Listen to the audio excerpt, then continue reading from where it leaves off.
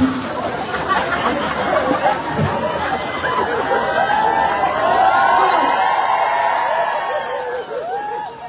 ha, unyo mapasilang sigog, ako na po'y pasanginglan.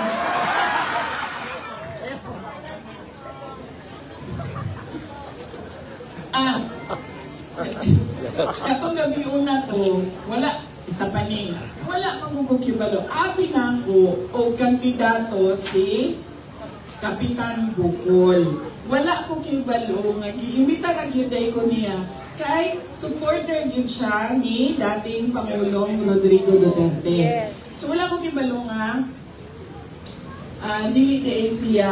Abi na ko nangulang mi on stage sa candidate, local candidate. Mao to nga nakaingon ko nga mamahimong mayor sa Digos City. Ha?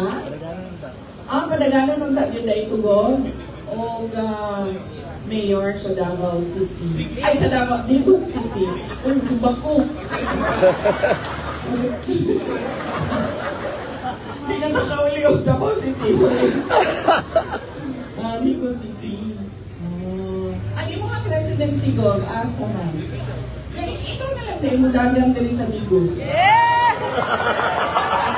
Oh! Ano po sila tigop? Ako na po eh. Dili na ko anang local. Politics. Dili na ako mong kuan. Ha? Gunitan ako? Ay, taas ang kamot! Musugot ka, go? Wag ko isa lang. Yung iwanin kagustuhan ha, basi ikot na po na may sara na po ni. Go. Isa man. Yes!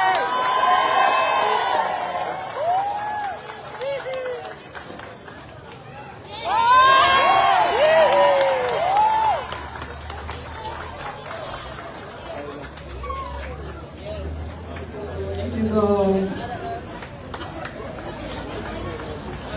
Go! Mula ka tinood ka?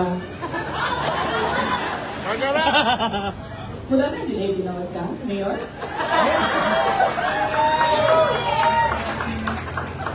Okay.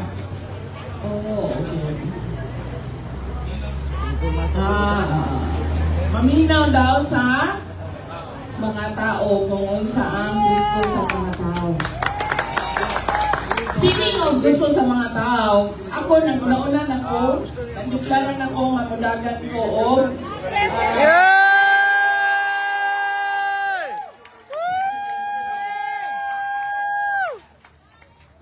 pero dili pa man ang panahon sa politika. Nag-una-una lang ko kay kuan man ko daw yung nila. The early bird catches the Worm! So, ang mga wati,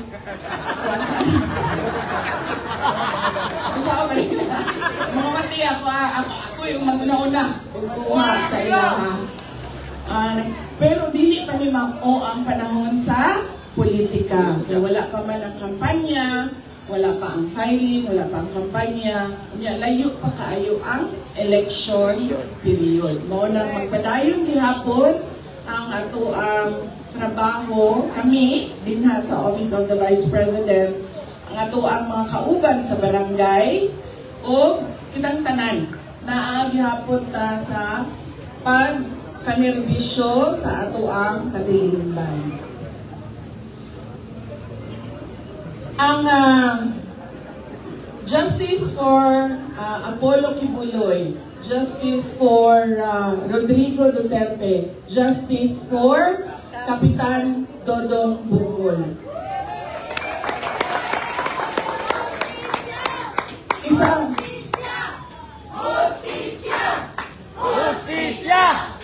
Hustisya! justice para sa nahitabo, gibuhat sa ilaha, gibuhat sa ato ang mga Pilipino. Kanang ilahang mga nahitabo sa ilaha, tulo na ka example sa ato ang makaluluoy nga nasod karon nga wala nay demokrasya. Tungod kay dili na ka pwede magpadayag sa imuhang mga gibati, labi na kung kontra siya sa administrasyon. Kabaw mo ang essence manggod o ang isa sa facet sa democracy is dunay opposition o dunay freedom of speech and expression. So ang tao, pwede lagi na siya musulti o bisan unsa ang iyahang gusto isulti tungod kay ang Pilipinas, ang foundation nato is democracy. Kung makainomdom mo atong 1986, bago mag-1986, bago mag-EDSA Revolution, mo po ito yung reklamo nato, mga tao. Aw kamo lang di ay katong mga idaran na kayo ni mo ko. Murag 6 years old po man siguro ko ato wala pa ko nang ibalaan sa demokrasya. Tama ba? Ay 1986 lang po no. Katong ato ang mga ginikanan, mga lola, mga tiya ug tiyo nakasulti sila. Kinaunsa naman ni ang ato ang nasod. Di naman ka pwede mo sulti kung unsa ang pananaw nimo sa mga panghitabo. Wala na kay imuhang kaugalingon nga panghuna-huna. Magsige na lang ka og yes ma'am o yes sir. Mao ang nahitabo. Makita nato nga pasaylo ako ninyo, ako baya-iyahang running mate. Wala po lang nahitabo sa panahon sa Marcos karon. Nakita nato si Kapitan Dodong, iya man ang katungod. Ingno na lang nato og dili siya barangay kapitan. Ingno nato og Pilipino siya. Dabawenyo siya. Iya ang katungod, tagatungod. Inyuhan ang katungod. Pero ginapugos ng tanan nga dili pwede mo kontra sa administrasyon. Daghan sa mga kauban namo nga nakasuhan bisan ang